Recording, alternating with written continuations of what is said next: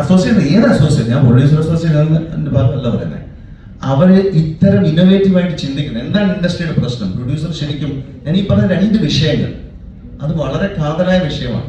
Cinema ജയിക്കുവോ പരാജയപ്പെടുമോ എന്നുള്ള വേറെ വിഷയം. പക്ഷെ ഒരു മിനിമം, അതായത് നമുക്കിപ്പോ ഒരു സ്ഥലത്തൂടെ പോകുമ്പോൾ കുറേയധികം പാമ്പുകളുണ്ട്, അതുവഴി പോകരുതെന്ന് പറഞ്ഞു തരാൻ ഒരാളവിടെ ഉണ്ട്. അവൾ ടോർച്ചിൽ അറ്റ്ലീസ്റ്റ് ഉണ്ട്, പക്ഷെ നീ ടോർച്ച് വെച്ചോ, നീ പോയി അടിച്ചോ, കടികൊള്ളാതെ പോകുമെന്ന് പറയാൻ പറ്റില്ല.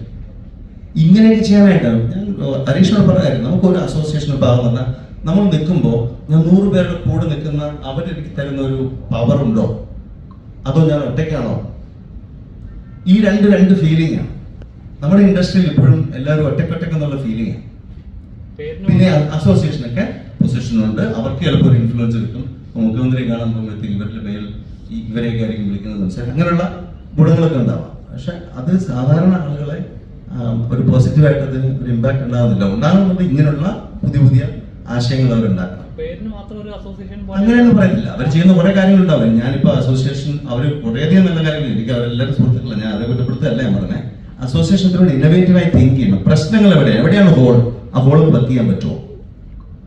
മനസ്സിലായോ? സിനിമ ഇല്ലീഗലായിട്ട് അവൈലബിൾ അല്ലാതാക്കുന്ന ഒരവസ്ഥയിൽ ലീഗലായിട്ട് ആളുകൾ കാണും.